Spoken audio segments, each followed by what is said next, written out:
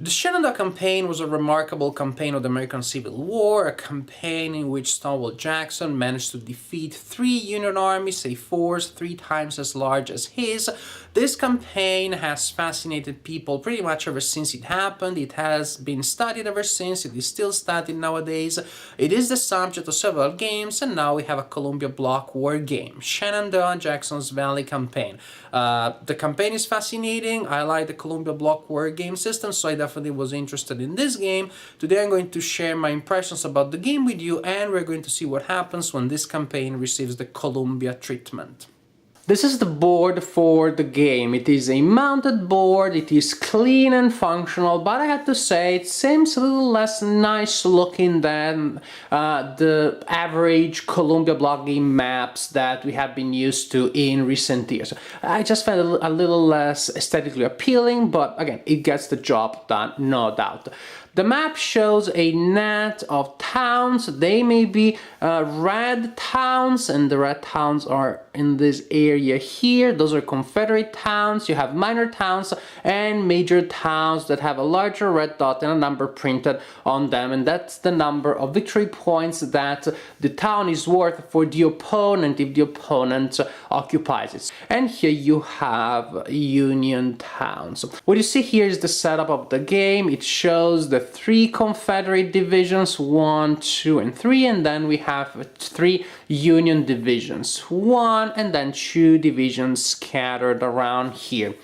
The map is divided in 2 by a pike that runs north to south, and that is the most important feature on the board, really. First, for stacking purposes, towns in the game have a stacking limit of 4 blocks per town, with the exception of towns that are on the pike or towns that are connected by railroads. But there aren't many towns connected by railroads, and the most important element for stacking limit, in fact, is the pike.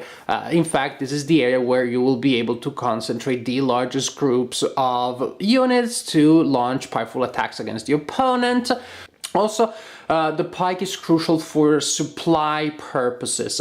You can trace supply through any connection on the map that is free of enemy units, but if you're tracing them through trails that run through gaps, such as these ones, then you have what is called bad supply. You can move supplies through those trails, but you waste supply points to do so. And basically the roads that allow you to prevent that loss of supplies are going north to south in this direction. Then you have the pike. Pretty much most of the connections between these 2 roads and the pike go through those annoying gaps. That means that it is possible that the Union player may want at some point to try to outmaneuver the powerful Confederate divisions. Maybe or probably almost the Union player will take into consideration occupying this city here as the Confederates move, because this city is a powerful supply center for the Confederates. But as soon as you start moving around the Confederates trying to avoid the direct confrontation and maybe to cut their supply lines, then you find yourself supplying through gaps, because the Confederate units will be blocking the pike in one direction, you will have the trails in the other direction, so you will start losing supplies. Also, all important units start on the map, but each player has a pool of detachments that can be added later. These are all one-step units that can be added 1 per turn to a town of the owning player within stacking limits. The game lasts 16 turns. At the end of those, you calculate victory, and that is based on victory points that are gained by eliminating enemy units and occupying major enemy towns. In turn 1, the Confederate player has the initiative. Starting from turn 2, at the beginning of each turn, you roll to determine initiative. The initiative player goes first. He activates leaders and units, moves activated units, then the non-initiative player does the same. At that point, after movement, you resolve battles in all locations that contain blocks belonging to both players. Then you have the supply phase, the turn is over, and you repeat the procedure next turn. To activate units, usually you need to activate a leader. To activate a leader, you reveal the leader, you reduce the leader by 1 step, so Stonewall Jackson will go from 3 to 2. Then the leader can activate any and all units belonging to his division and in the same location where the leader is, or in an adjacent location, adjacent as connected by a road or a pike or a trail. So the command radius here is of 1 location. Stonewall Jackson actually has better command than all of the leaders in the game because he has the same command radius, but he can activate any and all Confederate units within that radius, not just units belonging to his division. Units can also be moved independently without receiving command from a leader, but in that case the unit only moves by 1 town, and after movement you have to roll a die for each unit that moved. That way, if you roll 4 to 6, nothing happens. If you roll 1 to 3, that unit loses a step. Units that are activated by a leader can move by 2 towns if they're not attacking, but only by 1 town if they are entering a location that contains enemy units. Each segment on the road net has a road limit indicating the maximum number of blocks that can move through that segment during a movement phase. The pike has 12, roads have 8, trails have 4, and trails that go through ferries have 2. That limit is halved when you are attacking, that is when you are using a segment of the road net to enter a location that contains enemy blocks. So that limit is 6, 4, 2, 1. Also, if you are attacking moving through a bridge or a ford or a ferry, your blocks will have their firepower reduced by 1 during their first round of combat. That means that a B2 block will be attacking at B1 during the first round of combat, and blocks that have a firepower of 1 will not be able to attack in their first round of combat. Combat in this game is your traditional Columbia block game combat system, the same one that you find in Hammer of the Scots or Julius Caesar. So if you're watching this review, most likely you know already how combat works here. If not, there are many sources that you can use to learn about combat in this game. So again, in the interest of time, let's move on and see what happens after combat in Shenandoah. Then you have the supply phase, during which the players receive a free detachment from their initial pool. The detachment is added to the specified division.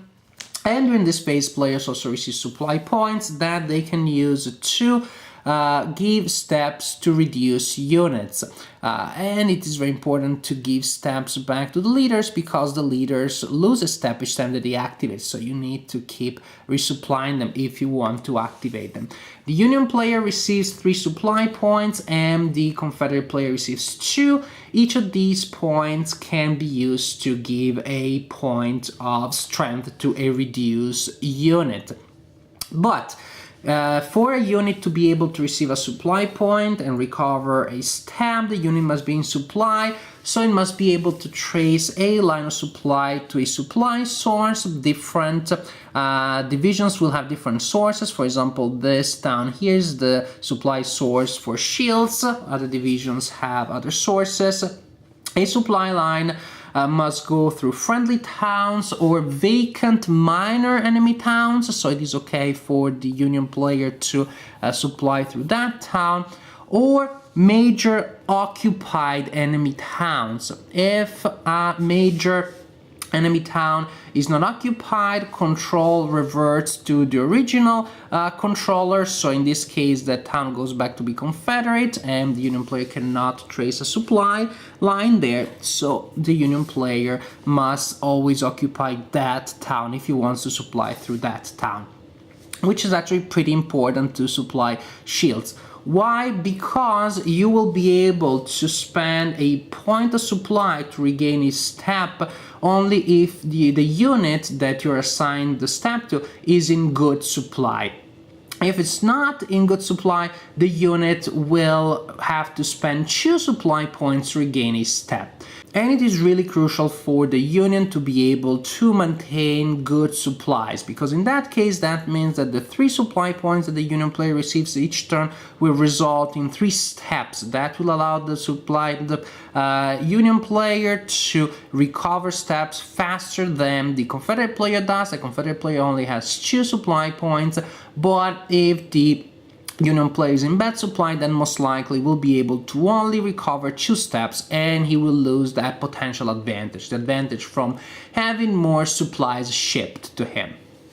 Let me start my conclusions by saying that I like this game. I want to say this unequivocally because of what I'm going to say next, which is to try to figure out the reasons why other people are not liking this game much, or why this game hasn't received much attention. This is not a game that has much buzz about it, and I've seen some mixed reactions around, and I'm trying to figure out why this is so. Well, maybe because there's a certain difference between the expectations that the rules can give you and what the game is. Meaning, the rules are very simple. They may just be the most straightforward and the simplest Columbia block war game rules that I've ever seen, but on the other hand, gameplay is far from it. Gameplay is pretty complex.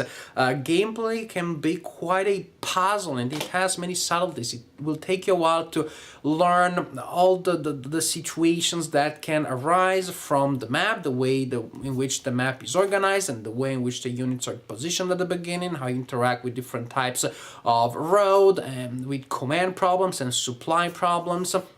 So actually, again, this is a game that may not be love at first sight, and you may miss many of the things that the game has to offer the first game or two. Also, this is not a game that is action-packed. This is not move, fight, move, fight, move, fight. There aren't many units on the map. Units that fight may take heavy losses. Battles can be brutal. That means that players are going to be careful about attacking and about the terrain and the situation in which they fight.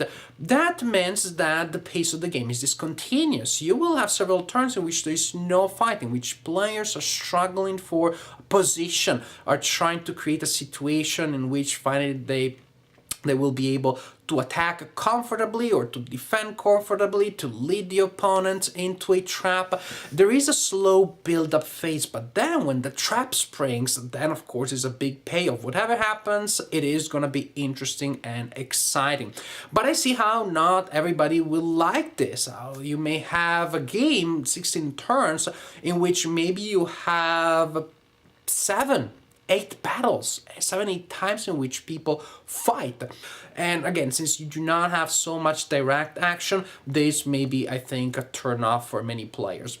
This is not a balanced game, I think. I do believe that it is much harder to win the game for the Confederate player, but it is absolutely possible. If the Confederate player manages to be tricky enough, then it is possible to win with that side. I did win with that side. So there are ways in which the Confederate side can win, definitely, but they may be less obvious. That means, of course, that not everybody will like it, but I personally have no problem whatsoever with that. If I want to play a completely balanced game, I play chess. That's simple. And there are many cases in which you're playing with players with different levels of experience. Then you assign the Union side to the less experienced player, or you like a challenge and then you just take the Confederate side precisely because of this. Because then if you manage to win, it is more satisfaction. So the things that I mentioned, I see how they can get in the way of enjoyment for several players. The discontinuous pace, the non-obvious strategy they have to figure out from a map, whose net of connections is particularly challenging, the